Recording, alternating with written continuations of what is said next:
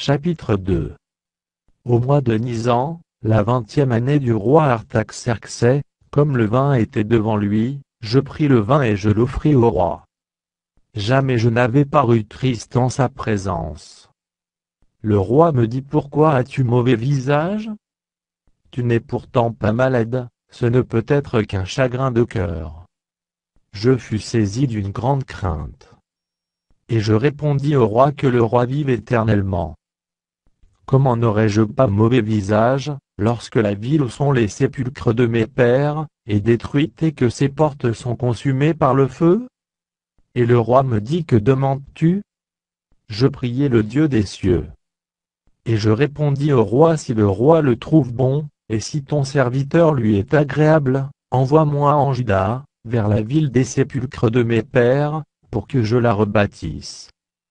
Le roi, auprès duquel la reine était assise, me dit alors: Combien ton voyage durera-t-il, et quand seras-tu de retour? Il plut au roi de me laisser partir, et je lui fixai un temps. Puis je dis au roi: Si le roi le trouve bon, qu'on me donne des lettres pour les gouverneurs de l'autre côté du fleuve, afin qu'ils me laissent passer et entrer en Juda. Et une lettre pour Asaph, garde forestier du roi, afin qu'il me fournisse du bois de charpente pour les portes de la citadelle près de la maison, pour la muraille de la ville, et pour la maison que j'occuperai. Le roi me donna ces lettres, car la bonne main de mon Dieu était sur moi. Je me rendis auprès des gouverneurs de l'autre côté du fleuve, et je leur remis les lettres du roi, qui m'avait fait accompagner par des chefs de l'armée et par des cavaliers. Sambala, l'Aronite, et Tobija, le serviteur ammonite, l'ayant appris, eurent un grand déplaisir de ce qu'il venait un homme pour chercher le bien des enfants d'Israël. J'arrivai à Jérusalem, et j'y passai 3 jours. Après quoi, je me levai pendant la nuit avec quelques hommes, sans avoir dit à personne ce que mon Dieu m'avait mis au cœur de faire pour Jérusalem. Il n'y avait avec moi d'autre bête de somme que ma propre monture.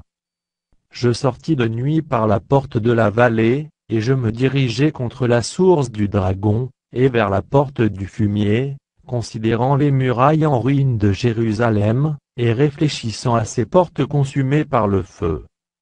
Je passai près de la porte de la source et de l'étang du roi, et il n'y avait point de place par où pût passer la bête qui était sous moi. Je montai de nuit par le torrent, et je considérai encore la muraille.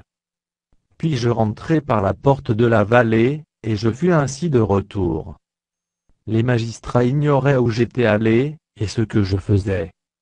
Jusqu'à ce moment, je n'avais rien dit aux Juifs, ni aux sacrificateurs, ni aux grands, ni aux magistrats, ni à aucun de ceux qui s'occupaient des affaires. Je leur dis alors: Vous voyez le malheureux état où nous sommes. Jérusalem est détruite, et ses portes sont consumées par le feu.